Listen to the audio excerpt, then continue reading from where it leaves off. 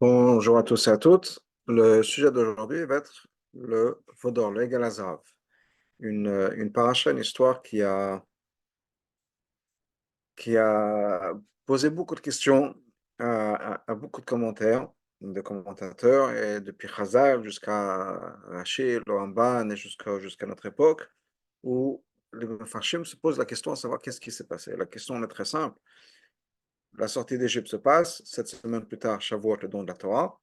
Et 40 jours après le don de la Torah, après Matan Torah, la génération qui est la seule génération, les seuls gens qui ont vu tous les miracles de la sortie d'Égypte, qui ont vu les miracles de Kriyat Yam-Souf, au point où on leur a dit, Zek Eli Van Veu, ils ont vu que c'était Hachem. Ils ont pu montrer du doigt en disant, Zek Eli, voici notre Dieu. Ils ont vu Hachem. Puis ensuite, Matan Torah, où Hachem leur a parlé. Hachem leur a dit, Anochi Hachem Elokecha, je suis l'Éternel qui vous a sorti d'Égypte. Commandement numéro 2, ne pas avoir d'autres dieux, ne pas faire d'idoles, etc. Comment ces gens-là, même pas un mois et demi plus tard, ont pu créer une idole qui, on dit voilà, c'est notre Dieu, c'est ce Dieu-là euh, qui nous a sortis d'Égypte. Alors qu'ils savent très bien que ce n'est pas le Dieu qui les a sortis d'Égypte, puisqu'ils venaient de le fabriquer, ce veau d'or. Comment est-ce qu'ils ont pu dire une chose pareille en disant, voilà, le Dieu qui nous a fait sortir d'Égypte, on oublie Hachem, on oublie Moshe, on oublie tout, et on crée une idole, alors qu'ils avaient entendu clairement d'Hachem, on ne peut pas faire d'idole. Une histoire incompréhensible à tous les niveaux. Une des réponses que Chazal nous donne d'ailleurs, parce que comme j'ai dit, tout le monde se pose la question, mais qu'est-ce qui s'est passé dans leur tête? Comment est-ce qu'ils ont pu faire une chose pareille? Alors bien sûr, sans entrer dans tous les détails, il y a la question du peuple juif, il y a la question de Aaron, comment est-ce qu'Aaron a pu faire ça, puisque Aaron a mis a pris les choses en main, c'est lui, d'une certaine manière, qui l'a fabriqué. Quelle est la réponse de Moshe? Toute une histoire qui n'a aucun sens, je dirais, du début jusqu'à la fin. Et ce qu'on va voir sans rentrer dans tous les détails, c'est une des perspectives qu'il nous a offertes sur cette histoire du veau d'or. Et pour moi, personnellement, c'est l'interprétation qui a le plus de sens à travers dans toute cette histoire, qui met en place, on peut dire, tous les éléments de cette histoire d'une certaine manière. Et c'est basé sur un moment du Rabbi la vie Ninan Rosh Chodesh, où il explique le concept du veau d'or. Mais avant d'entrer dans ça, donc, je voudrais juste l'histoire. On va partager mon écran, on va passer l'histoire dans le Chumash, une partie de l'histoire. Et on va ensuite essayer de comprendre ce qui s'est passé, encore une fois, peut-être dans les grandes lignes, mais au moins l'idée générale du problème qui a été fait. Alors, partagez mon écran avec, donc encore une fois, on va commencer avec l'histoire du veau d'or. Et donc, on dit la chose suivante. Le peuple a vu que Moshe a été a attendu, il a été en retard de descendre de la montagne. Et le peuple se rassemble autour d'Aaron. Ils lui ont dit, fais-nous un Dieu, qui va marcher devant nous, qui est parce que cette personne-là, Moshe, cet homme Moshe qui nous a fait sortir, qui nous a fait monter de Mitzrayim, on ne sait pas ce qui lui est arrivé. Okay? Qu'est-ce qui se passe? Donc, juste Chazal, un commentaire sur le mot qui boshesh Moshe, c'est un mot qui n'est pas fréquent, c'est-à-dire qu'il était retardé, mais Chazal nous explique que boshesh, ça veut dire qu'il bat shesh, est venu la 6e heure. C'est-à-dire qu'il y a un calcul sur lequel ils sont trompés. Moshe Rabbeinu leur a dit qu'il allait arriver un certain jour. Et il y a eu, le certain jour, c'était après 40 jours. Il allait passer 40 jours et 40 nuits sur le mont Sinaï. Maintenant, ce qui se passe, c'est que Moshe Rabbeinu avait un chiffre en tête et le peuple juif avait un autre chiffre en tête. Pas seulement le chiffre, mais quand est-ce qu'on commence à compter? Parce que pour eux, ils ont commencé à compter le jour où Moshe montait sur le mont Sinaï, alors que Moshe, pour lui, dans sa tête, ça a commencé le lendemain. Le jour où il est monté au mont Sinaï, ce n'était pas un jour entier où il est passé chez Hachem. Donc, il y a eu un jour de décalage. Arrive une certaine heure, la 6e heure. Moshe n'est pas encore dans Kibo, Shesh et Kiba, Shesh. La 6e heure est arrivée, Moshe n'est pas de retour encore. Parce qu'eux, ils attendaient Moshe. Ils ont attendu quelques heures, Moshe n'est pas là. Donc, ils vont voir Aaron, il dit, assez la nouvelle qui fait nous un Dieu, parce qu'on ne sait pas ce qui s'est passé avec Moshe. Aaron leur a dit,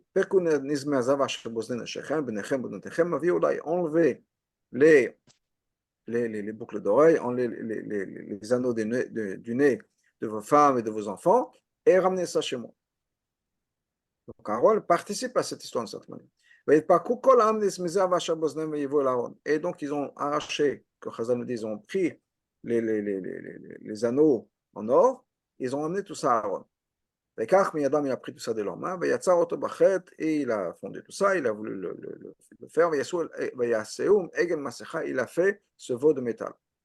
Vayomo, ils ont dit, le peuple juif a dit, Ele Elokecha Israël, voilà ton Dieu Israël, Asher Elocha Meretz Mitzrayim, qui t'a fait monter de la terre d'Égypte. Donc ils ont montré ce veau qu'ils venaient de créer, on dit voilà le Dieu qui nous a fait sortir d'Égypte. Et comme je le disais tout à l'heure, c'est incompréhensible, alors que ce n'est pas la génération d'après. C'est cette génération-là qui était il y a quelques mois, qui était en Égypte, qui savent pertinemment que le veau, ils viennent de le fabriquer à la seconde. Comment est-ce qu'ils disent que voilà ce qui nous a fait sortir d'Égypte? Aaron a créé, a fait un misbeach, Aaron il dit demain, on fera la fête pour Hachem. En espérant qu'entre-temps, Moshe sera de retour, c'est pour ça qu'il a repoussé d'un jour. Ils se sont levés le matin, ils se sont levés tôt, avant la boca, ils se sont levés tôt, ils ont emmené des sacrifices, et donc des korbanola, korban shlamim, et le peuple s'est assis pour manger, pour boire, et ils se sont levés pour le tzachek, pour rire. Rachid nous dit que le tzachek, c'est en général quand il y a des trois vérotes qui se passent, on se sert de ce mot-là, on le retrouve plutôt avec Ishmaël. Le tzachek, c'est Gilou Yarayot, des relations interdites, c'est du meurtre, et c'est l'Avodazara. Il y avait l'Avodazara, il y avait des meurtres, ils ont tué Khour, le fils de Myriam, et des relations interdites, parce que bon, c'était une fête, on peut dire, qui n'est pas, bien sûr, dans la Torah, pas dans les règles de l'art. Donc, ce qui se passe, comme j'ai dit tout à l'heure, c'est qu'on a quelque chose de fascinant, d'incompréhensible au niveau de tout ce qui va se passer. Donc, comment on, comment on explique tout ça? Alors, il y a, comme j'ai dit, il y a plusieurs explications sur ce qui s'est passé. Une, Chazal nous dit, c'est qu'effectivement, c'était une xéra d'Hachem. Il n'y a rien de compréhensible, il n'y a rien de logique, il n'y a rien qui a du sens dans cette histoire. Impossible que la génération qui soit sortie d'Égypte, que la génération qui a vu ces miracles, la génération qui savent pertinemment, comme je dis, que ce veau-là vient d'être fait et que ce n'est pas le veau qui les a fait sortir d'Égypte, comment est-ce qu'ils peuvent dire, voilà le Dieu qui t'a fait sortir d'Égypte? Impossible à comprendre, et donc tout ça, c'était xéra min Hashemayim. C'est un décret, Hachem les a, si on peut dire, forcés à fauter. Et pourquoi? Alors, Chazal nous dit, pour donner une pitron peu au Baal Tshuva, pour qu'il y ait l'opportunité aux gens de faire le Tshuva, pour montrer que même la faute la plus grave qu'on puisse faire, on peut toujours faire Tshuva. Et voilà ce qui s'est passé, le peuple juif a fait Tshuva. Et donc, on peut toujours faire Tshuva.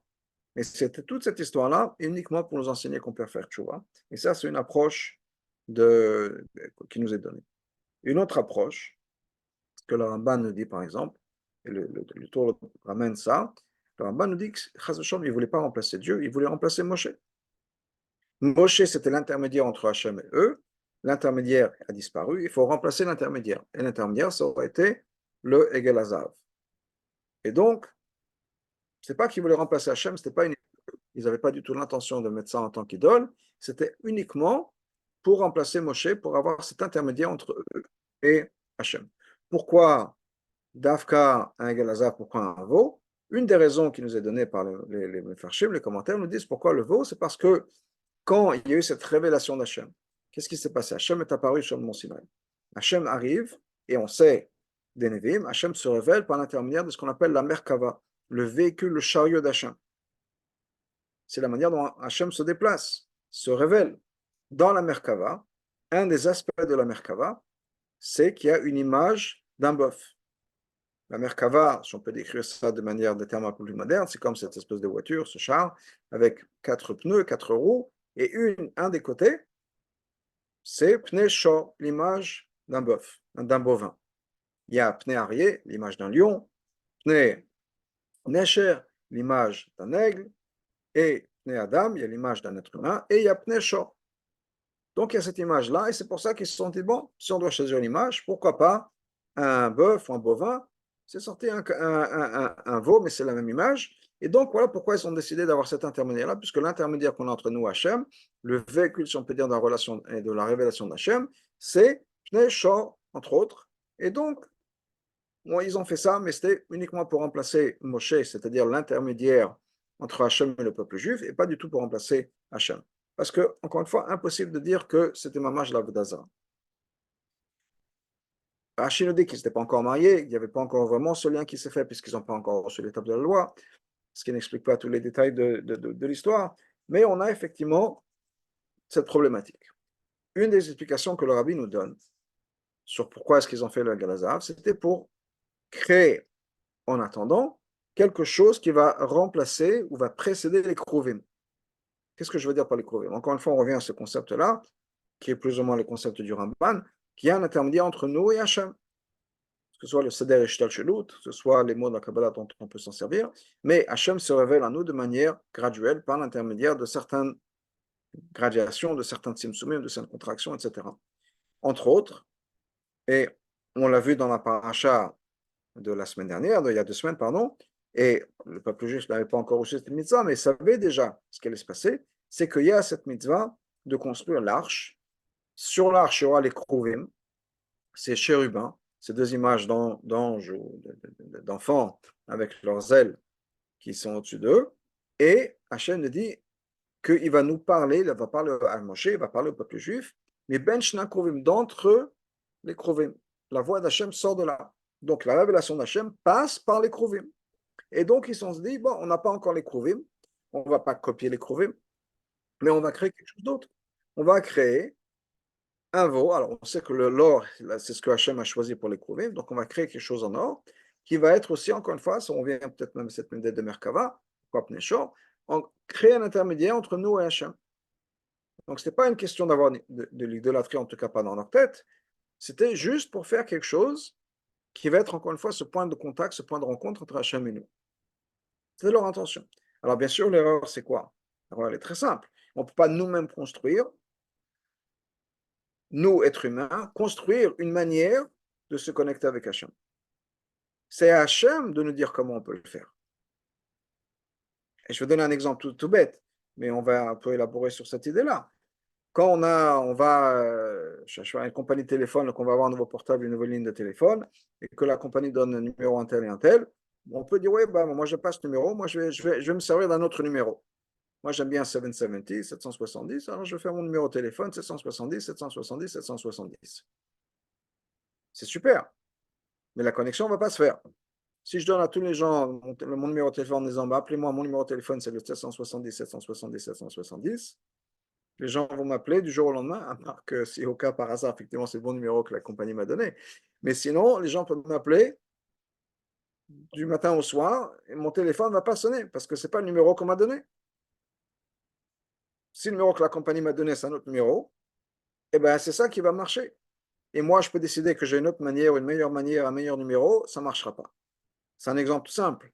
Mais l'idée, c'est qu'effectivement, entre Hachem qui est l'infini et nous qui sommes complètement finis, des créatures finies, limitées, etc., il y a un fossé infranchissable. Qui est entre autres tout ce qui était la relation entre le monde et en particulier, disons, les Havot, avec Hachem, jusqu'au moment de Matan Torah. Il n'y a pas de mitzvah, on ne peut pas nous-mêmes faire une mitzvah, on ne peut pas créer une mitzvah. Une mitzvah dans le sens où c'est Safta Bechibou, on se connecte avec Hachem, parce qu'une mitzvah, c'est ça.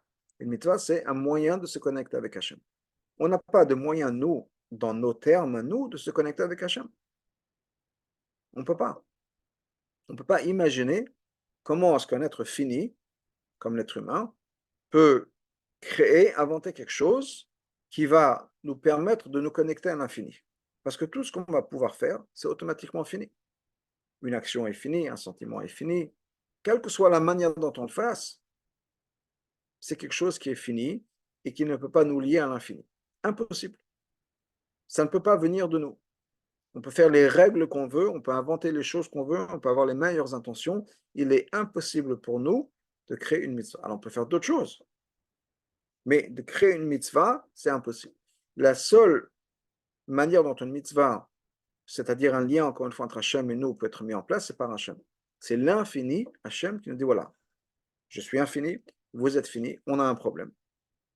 Comment est-ce qu'on peut joindre ces deux entités?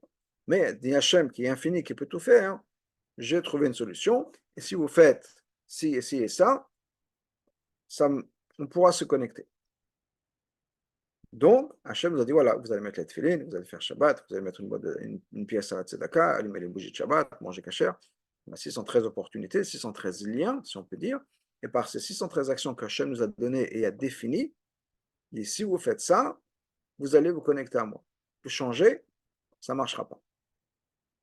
Et un des exemples et on dit que c'est un des exemples dont le Rabbi lui-même s'est servi, c'est que des fois, la différence entre un point et une virgule. Et si pour nous, ce n'est pas un exemple que le Rabbi, je pense, à utiliser parce qu'il n'y avait pas d'email, mais si on envoie un mail à quelqu'un et au lieu de mettre .com ou .fr, on fait virgule .com ou virgule .fr, ça ne marchera pas, le mail ne va pas passer. Ah, c'est insignifiant, quelle importance ce changement-là? Oui, c'est un changement pas très important, mais ça ne va pas passer. Pourquoi? Parce que le système a été mis en place de telle manière que c'est .com. Ils auraient mis virgule .com, ce serait virgule .com, mais ça n'a pas été mis en place comme ça. Donc, c'est la même chose pour une adresse. Si on envoie une lettre à quelqu'un, que lieu de le mettre, je ne sais pas, le code postal 11213 pour envoyer une lettre au Rabbi, on a mis quelque chose d'autre, ça ne marchera pas. Parce que ce n'est pas le bon code postal, ce n'est pas la bonne adresse. On peut mettre, au lieu de 770, mettre à 771. Bon, peut-être qu'au bureau de poste, ils savent.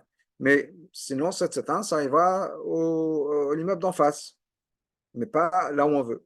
Ce n'est pas très important la différence entre un 0 et 1. Mais c'est comme ça. Donc la même chose par rapport à Hachem. Hachem nous a donné des mitzvot, 613 mitzvot. Il dit voilà, si vous faites ça, ça et ça, de telle et telle manière exactement, suivez mes instructions, voilà ce qui va se passer. Mais c'est obligé de venir par Hachem.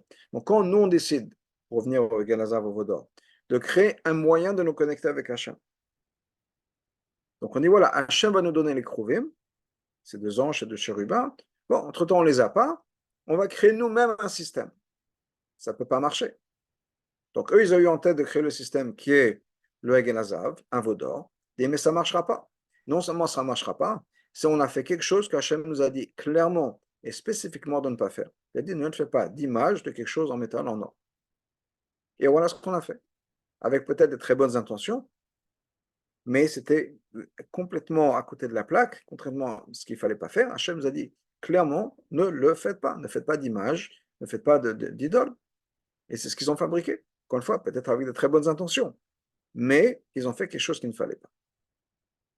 Donc, Rabbi Melametzrout, si on peut dire ce genre-là, ils avaient une bonne intention et une intention de se connecter avec Hachem. Et si on essaie de se connecter avec Hachem comme nous on le pense, à l'opposé ou à le contraire à la volonté d'Hachem, ce qu'Hachem nous a clairement dit de ne pas faire, il y a un problème. Et ça, c'est vrai. Je pars souvent, je dérape souvent sur la relation entre nous et Hachem sur le couple. C'est vrai dans le couple aussi, et vice-versa. Ce qui est vrai dans le couple, on peut l'apprendre par rapport à Hachem. Okay. Le Rav Manes Friedman nous raconte une histoire qu'il y avait un couple qui est venu le voir une fois et que voilà, le mari et la femme se présentent à lui et il demande alors qu'est-ce que je peux faire pour vous. Alors le mari lui dit voilà, j'aimerais que vous m'aidiez à rendre ma femme heureuse. Friedman il dit mais rendre votre femme heureuse, moi je ne la connais pas. C'est une discussion à avoir entre vous deux.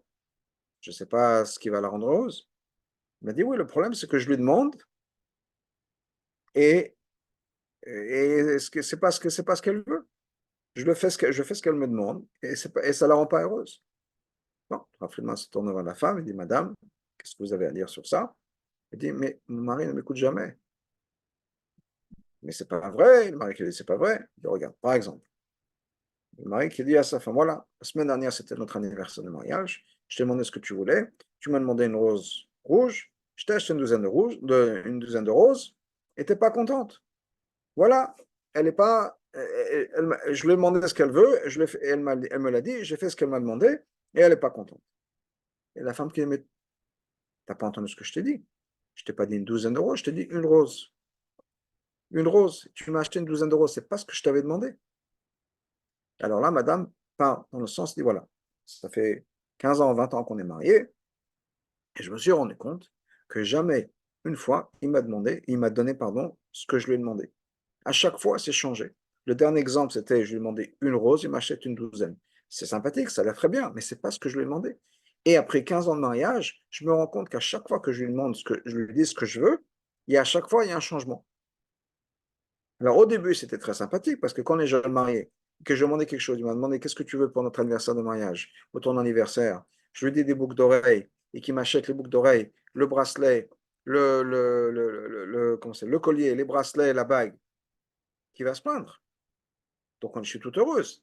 Mais ça m'a pris 15 ans pour que je puisse comprendre que jamais ce que je lui ai demandé n'était fait.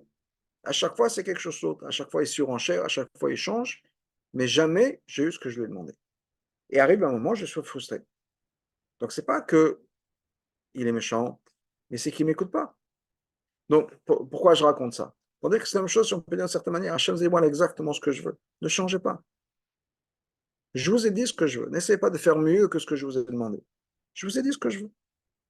Donc, il faut respecter l'halakha et on ne peut pas de nous-mêmes créer des manières de se connecter avec Hachem si ça va contraire à la volonté d'Hachem. Et ça, c'est une règle très importante à tellement de niveaux. Parce que des fois, en partant de très bonnes décisions, de très bonnes intentions, on fait des choses qui vont contraire à la volonté d'Hachem, des choses qui vont contraire à la volonté du Rabbi, quand c'est dans le Miftsaïm ou la Shlichut ou autre chose, avec de très bonnes intentions. Il y avait une fois quelqu'un qui a écrit une lettre au Rabbi, qui voulait organiser, pas un Chabad, j'ai l'impression, puisque d'après la lettre, il voulait organiser des Miftsaïm de Rosh Hashanah, Miftsa Shofar Rosh Hashanah, en prenant la voiture pour aller dans un village Hashanah. Donc lui, il habitait apparemment dans une certaine ville, et il voulait prendre la voiture pour aller sonner du Shofar dans un endroit assez éloigné. Rabbi dit, Chas b'shalom, on ne fait pas ça. Alors, bien sûr, c'est important d'écouter le chauffard. On ne va pas aller prendre la voiture Rosh Hashanah pour aller sonner du chauffard dans un autre village. Ça va contraire à ce que Hachem nous demande. Donc, c'est vrai que ça part d'une très bonne intention. Cette personne-là se disait, bon, on va sonner du chauffard, c'est important, etc. Peut-être que, je ne sais pas s'il connaissait ce que le Rabbi disait sur l'importance de faire Mefza chauffard, mais en tout cas, il avait une très bonne intention. Et la même chose par rapport à tellement de choses, des gens qui veulent faire des bonnes choses, etc. Mais ce n'est pas ce qu'il faut faire. Et ça, c'est donc l'idée des Kruvim, ce qu'ils ont fait. Alors, pour revenir à ça. Donc, il y a cette idée-là d'erreur, ou on peut dire de choses mal placées. Mais pour revenir au Egel Hazan,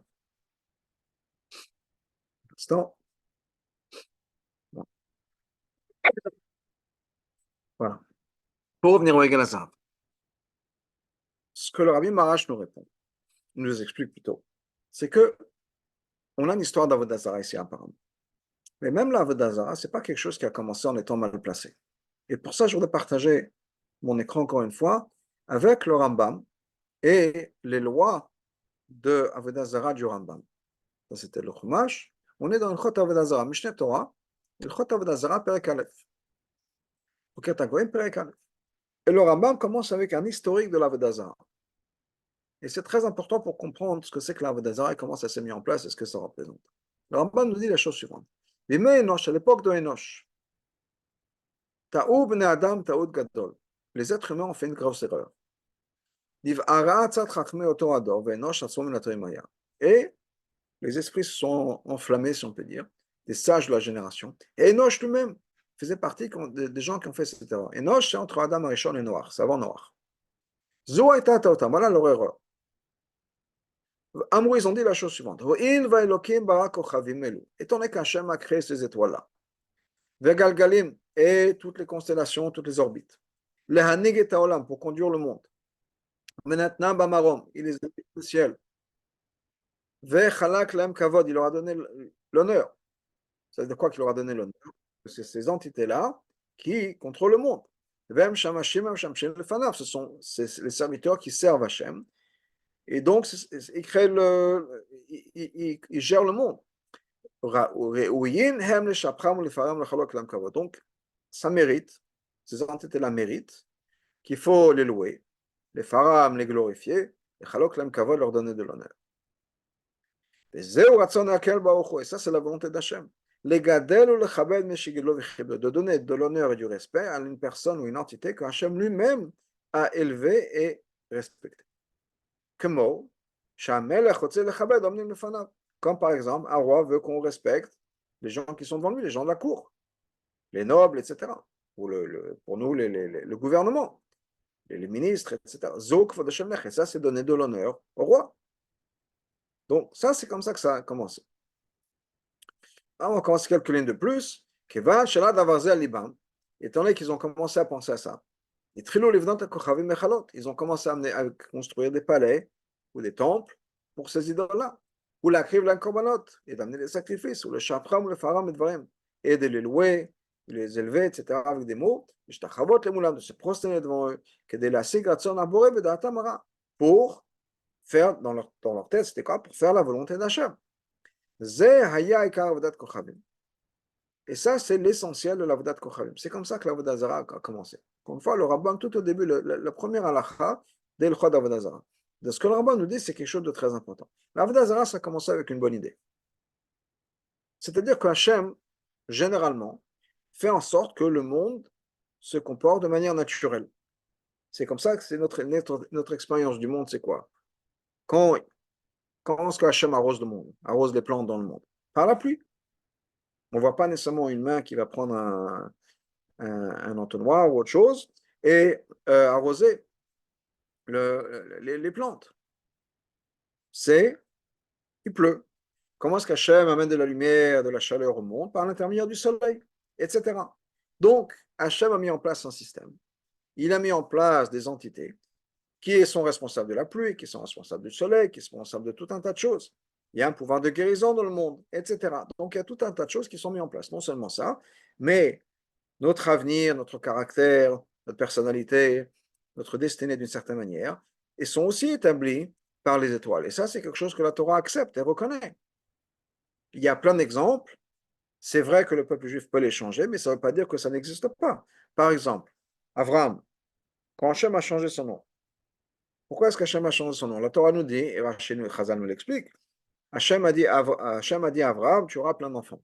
Abraham dit, oui, mais j'ai vu dans les étoiles que Abraham n'aura pas d'enfants. Qu'est-ce que tu me racontes? Hachem ne l'a pas dit, mais c'est n'importe quoi ton histoire. Hachem a dit, non, tu as raison. Abraham n'a pas d'enfants. Abraham, lui, aura des enfants. On va changer ton nom. La même chose pour Sarah et Sarah. C'est pas marqué que Hachem ne lui a pas dit à Abraham, mais c'est n'importe quoi ta histoire et de lire ton horoscope. Il lui a dit effectivement, mais on va changer ton nom. Et plein d'autres histoires comme ça. La naissance de Moshe, pourquoi est-ce que Moshe a été jeté dans le Nil? Ça nous dit, parce que les astrologues ont vu que Moshe est puni par l'eau. Tout un tas de choses. Et à chaque fois, Hachem dit oui, effectivement. Il y a pas, dans notre tradition, il n'y a pas quelque chose qui dit non, c'est n'importe quoi. Donc, c'est non seulement le monde qui est géré par ça, les événements du monde sont gérés par ça, et même au niveau personnel. Et même pour un juif, il y a certaines choses qui sont mises en place par ça. Pour revenir au caractère, Chazal nous dit que quelqu'un qui est né, par exemple, sous l'influence de Mars aura une certaine attrayance vers le sang. Après, effectivement, c'est à nous de décider est-ce qu'on va devenir docteur, chirurgien, boucher, chochet, ou bien au contraire, s'en servir pour faire le mal. Mais le caractère est certainement influencé par ça. Et c'est vraiment, encore une fois, au niveau du monde. Les choses sont comme ça. Donc, qu'est-ce que les gens ont dit? Pour revenir au Rambam, mais pour revenir au développement de la Vodazara. Il y a effectivement ce que Chazal appelle Kochavi ou Mazalot, les étoiles et les constellations. Et ça, d'une manière ou d'une autre, ça gère le monde. Le monde est contrôlé par ce système-là qui a été mis en place. Okay? On ne voit pas nécessairement la main d'Hachem. Hachem a créé en place un système, il a mis ce système en place, et ça roule. L'exemple que l'Anmoazaken ramène, entre autres, et si je ne me trompe pas, c'est quelque chose qui a été, entre autres, exprimé par certains philosophes. Et entre autres, je crois, Voltaire, qui nous disent que c'est l'exemple d'un horloger. Un horloger a mis en place une horloge, il a construit, il n'a pas besoin d'être derrière. L'horloge continue à marcher toute seule. On n'a pas besoin d'avoir le créateur qui est impliqué tout le temps. En tout cas, il y a un système qui a été mis en place. Et, pour revenir à l'Avodazara, à nous de respecter le système. Et à nous de respecter et d'honorer les responsables de ce système. Et, par exemple, on est dans je sais pas, il y a un agent de police, on doit respecter l'agent de police. Pourquoi? Il représente le gouvernement, il représente la loi, on lui doit du respect. On ne le traite pas comme n'importe quoi. C'est aussi simple que ça. Un ambassadeur, un ministre, on lui doit du respect. Pas seulement parce que cette personnalité, c'est quelqu'un d'important, mais parce qu'il représente le gouvernement. Le gouvernement, c'est à l'époque du roi, c'était le roi, de nos jours, c'est un peu différent. Mais l'idée est la même. Il y a des gens qui ont une position de pouvoir, des gens qui ont une position de responsabilité. On leur doit le respect. Et donc, la Vodazara commence avec ça. Le problème est quoi? Le problème, c'est qu'en fait, ces entités-là n'ont pas de pouvoir de décision.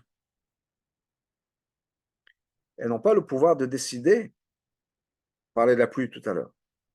Est-ce qu'il va pleuvoir, est-ce qu'il ne va pas pleuvoir? Effectivement, Hachem a fait en sorte que la manière dont les plantes sont arrosées, si on peut dire, dans une autre partie du monde, c'est par la pluie. Mais c'est Hachem qui décide. Ce n'est pas le dieu de la pluie ou les étoiles ou autre chose qui vont décider est-ce qu'il va pleuvoir ou pas. Ce sont uniquement les outils d'Hachem avec le même degré de décision qu'un outil. Aucun. Quand un peintre fait un tableau, alors bien sûr il va se servir de pinceau, mais ce n'est pas que les pinceaux ont un pouvoir particulier de décider, etc. Ce n'est pas que si moi je prends les pinceaux de, je ne sais pas, de Picasso, tout d'un coup je vais faire des peintures qui vont ressembler à celles de Picasso.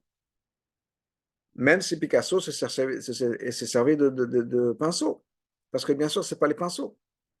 C'est la main derrière, c'est l'artiste derrière qui s'est servi de ces outils-là. L'exemple, les mots de Chaza, c'est quoi? C'est Kegarzan Beyad Achotzev. C'est comme une hache dans la main du bûcheron. La hache n'a pas de pouvoir de décision. C'est le bûcheron qui va couper le bois. La hache est uniquement l'outil dont va se servir la personne pour accomplir ce qu'il veut accomplir. Un artiste, un poète ou un écrivain va écrire, maintenant c'est avec un ordinateur, ou avec une plume, ou avec un stylo. C'est pas le stylo qui a écrit des choses très belles, même si c'est effectivement, au bout du compte, c'est le stylo qui a écrit ça. Mais c'est la personne derrière, on comprend très bien, c'est pas que si je prends le stylo d'un bel auteur, tout d'un coup je vais écrire des choses aussi bien que la personne grâce au stylo. C'est pas le stylo qui a écrit ça, qui a pris la décision. C'est l'auteur. Donc, juste personne qui a le micro allumé. Donc, la même chose, les planètes, les constellations, etc., même si elles ont un certain pouvoir, même si Hachem, effectivement, a fait en sorte que ce soit le soleil qui nous donne la chaleur, etc. Pas le soleil qui va décider à quelle température il va se mettre et combien de chaleur et de lumière il va donner. Tout ça, c'est dans les mains d'Hachem. Donc, on leur doit rien du tout. C'est comme dire merci. Quand on est sur Internet ou sur autre chose, on se sert de ChatGPT pour nous écrire quelque chose, on dit merci. Oui, c'est sympathique, mais c'est un robot derrière. Il n'y a pas d'entité qui a pris la décision que de dire oui, je peux ou je ne peux pas, et on doit dire merci. Quand on est au restaurant et qu'il y a un serveur qui nous fait quelque chose, on lui dit merci. Parce qu'effectivement, c'est une personne qui aurait pu décider de faire les choses d'un côté ou de l'autre, qui a pris la décision de me servir. Et donc, on le remercie. C'est un être humain. Mais une machine, on peut dire merci par habitude, on peut dire merci parce que ça fait bizarre, on peut dire merci. Mais il n'y a rien à remercier derrière. C'est une machine. Quand mon stylo a fait son travail, qu'il a bien écrit, je ne peux pas dire merci. C'est un outil qui n'a aucun pouvoir de décision. Et ça, c'était l'erreur de l'Avodazara. L'Avodazara n'a aucun pouvoir de décision. C'est vrai que ça fait partie du système qu'Hachem a mis en place. C'est vrai que les étoiles, les constellations ont sont l'intermédiaire, sont peut entre Hachem et nous. Les choses vont passer par ça. De la manière qu'encore une fois, pour donner d'autres exemples, je vais dans une machine pour acheter, je ne sais pas, une boisson ou un sandwich, je mets l'argent, je reçois ma boisson, à quoi je vais dire merci. Alors c'est vrai que cette machine-là, c'est l'intermédiaire entre moi et la nourriture. Si j'ai faim et que je veux manger, je vais mettre un peu d'argent dans cette machine-là et je reçois mon sandwich. Mais la machine n'a aucun pouvoir de décision. Même si des fois, effectivement, mon snack se coince dans la machine. Et on peut dire merci, on peut dire merci à Hachem que ça ne soit pas coincé quand j'ai mis ma dernière pièce dans la machine. Mais vous comprenez ce que j'essaie de dire, c'est que toutes ces entités-là, les constellations, les Kochavim, Mazalot, etc., n'ont aucun pouvoir de décision. Donc, il n'y a aucune place de leur dire merci, de leur demander, de leur donner un pouvoir, etc. Donc, on a ces deux visions du monde. Une vision qui est la vision idolâtre, où Hachem s'est un peu mis de côté. Il a mis en place un système, et le système gère. Et le système, si on peut dire, gère avec un certain pouvoir de décision. Et il y a la vision des choses qui sont comme la Torah nous le montre. Et non, effectivement, il y a peut-être un système. On va appeler ça même à l'école admin, on peut appeler ça d'autres mots. Effectivement, Hachem a mis en place un système. Les choses ne passent pas directement de l'essence même d'Hachem à la pluie ou autre chose. Il y a un système, à l'école admin, de la tzilot, de brouillard, etc. Il n'y a pas de souci. Les disfrotes, il n'y a pas de souci. Mais tout ça, c'est la révélation d'Hachem. Le système n'est uniquement qu'un outil pour révéler tout ça. Donc, aucun sens de donner un respect quelconque aux constellations, parce que tout est dans les mains d'Hachem. On ne doit rien d'autre à part Hachem.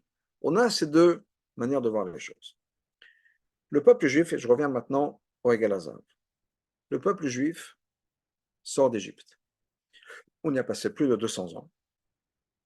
On a absorbé la culture environnante, et on le sait, Chazal nous disent d'ailleurs que tout le monde était Oved Avodah Zarah, tout le monde, je veux dire, à part le peuple juif, à part la tribu de Lévi.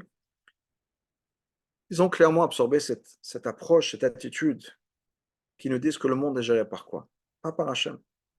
Au contraire, on a un passouk qui exprime vraiment cette idée-là. Hashamayim, Shamaim, Lachem, Vares Natan Livnei Adam.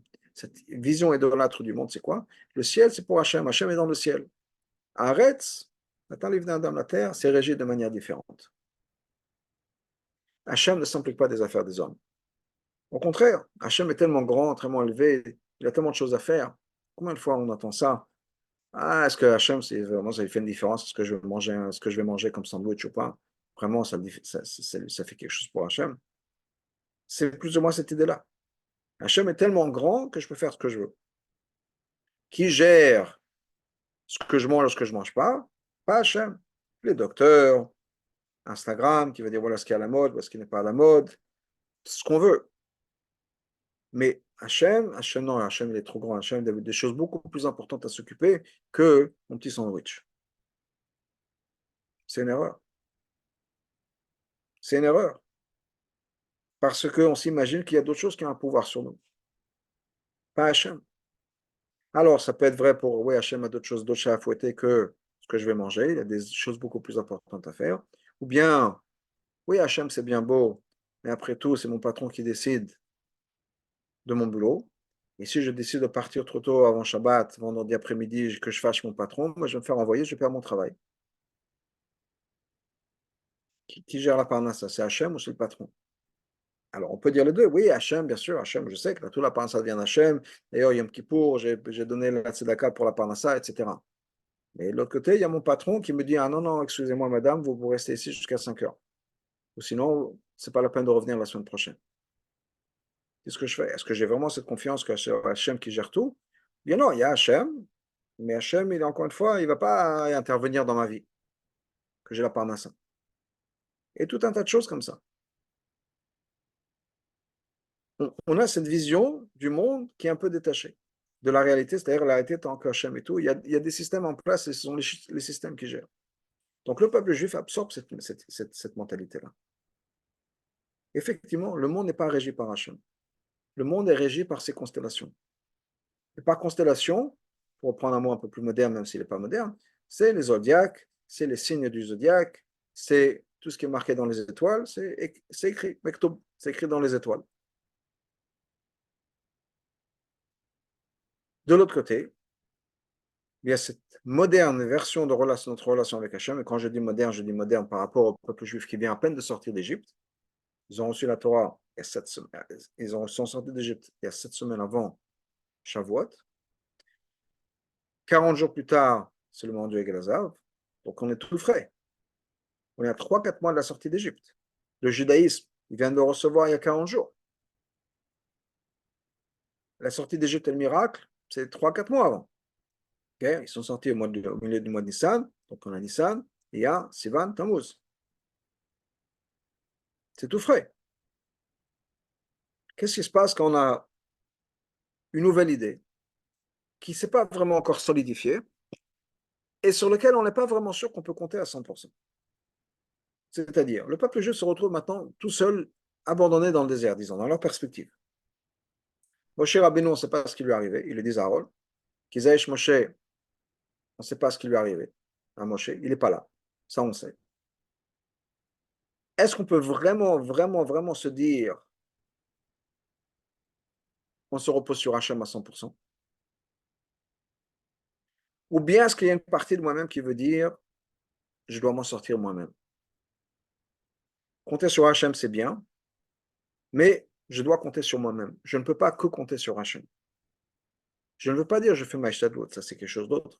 Fais ma shtadlut, c'est je compte sur Hachem, Hachem veut qu'on agisse. Donc j'agis. Avec Kabbalatol, avec acceptance, Hachem veut que j'agisse, j'agisse. Je ne parle pas de ça. Je parle de où je mets ma confiance, où je mets ma foi. Est-ce que je mets ma foi dans quelque chose de très nouveau, de très peut-être éphémère d'une certaine manière, en disant est-ce que je peux vraiment me reposer sur Hachem? Est-ce que Hachem existe vraiment? Est-ce que Hachem s'implique vraiment dans ma vie? Est-ce qu'il va vraiment me sortir de ce pétrin? Ou bien est-ce que je me repose sur ce que j'ai toujours connu, toujours compris. C'est l'éducation dans laquelle on a grandi, ou c'est peut-être pas l'éducation dans le sens à la maison juive, c'était pas ça, mais c'était le message de la société de l'époque. À toi de t'en sortir. Et repose-toi sur ce qu'on sait, les forces de la nature. Qu'est-ce qui se passe dans ce moment de crise, dans ce moment de doute? Qu'est-ce qu'on fait? Ce que le peuple juif a fait, malheureusement, c'était leur erreur. Ils ont dit, dans ce moment de panique, va savoir si c'est Hachem ou pas qui nous a fait sortir d'Égypte. Peut-être que ce n'était pas Hachem qui nous a fait sortir d'Égypte. Peut-être que tout ça, c'est l'ordre naturel de Dieu, qui a fait que, après tout, tous les empires se tombent. Donc, on arrive à un moment dans l'histoire où l'empire égyptien, c'était la fin de l'empire égyptien. Comme il y a l'empire, je ne sais pas, je veux dire l'empire portugais qui s'est cassé la figure, et les Espagnols, et les Italiens, et Venise, et l'empire français, et l'empire belge, l'empire hollandais, néerlandais. Tout ça, c'était des grands empires à un moment.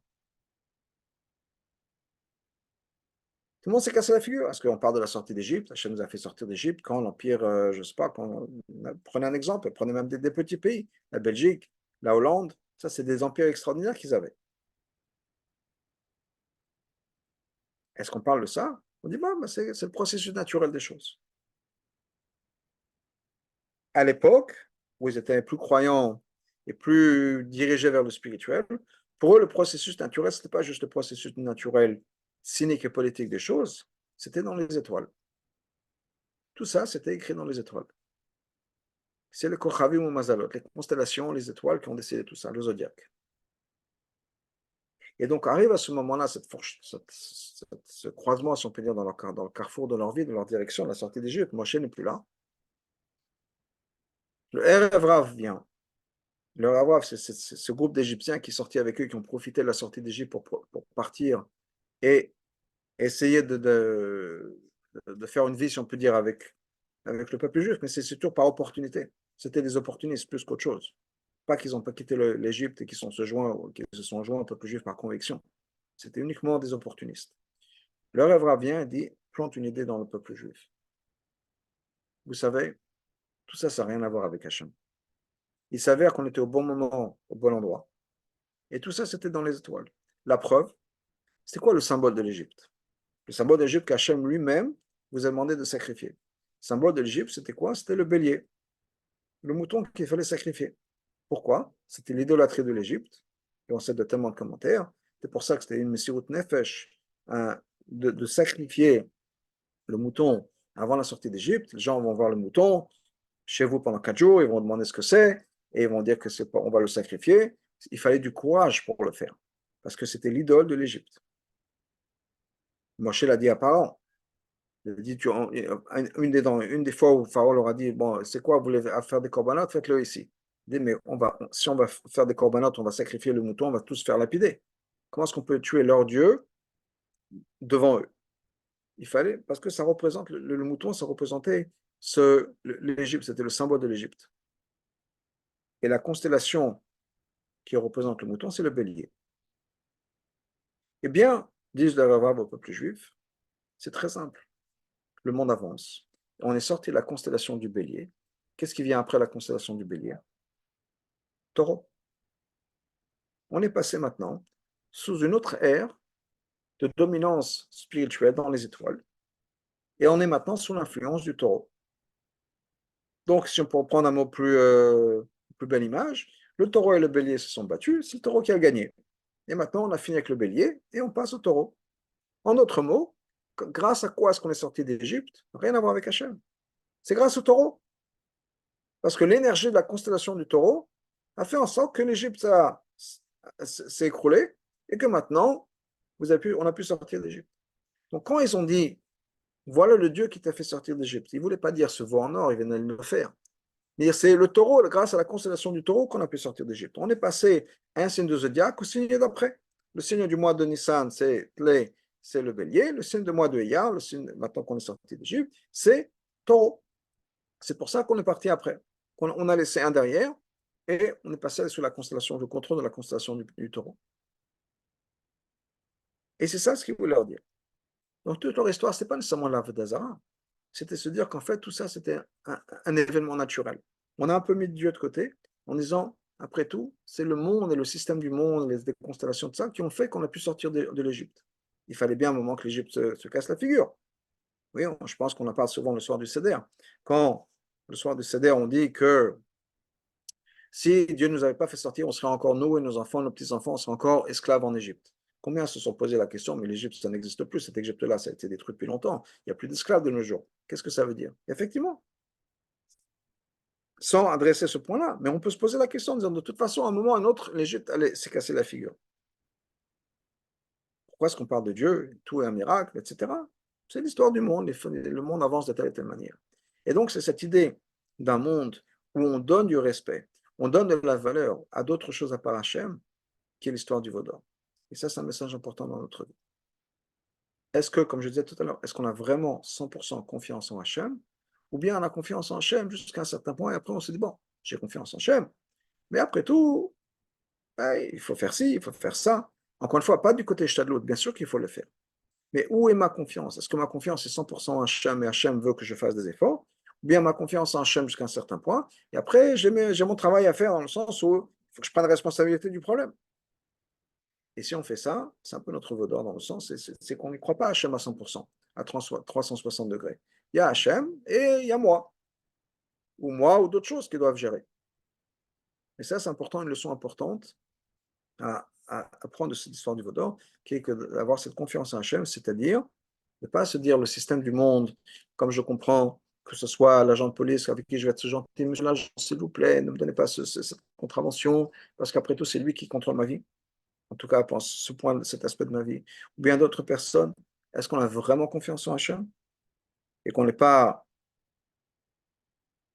comme on est contrôlé, si on peut dire, par d'autres forces indépendantes, par mon patron à qui j'ai honte de dire qu'il faut que je parte plutôt vendredi après-midi, ou bien que c'est les fêtes de Tishri et que je vais travailler un jour sur deux, ou même pas, une semaine sur deux, ou bien est-ce qu'on a vraiment confiance qu'on n'a pas un assassinat d'Hachem.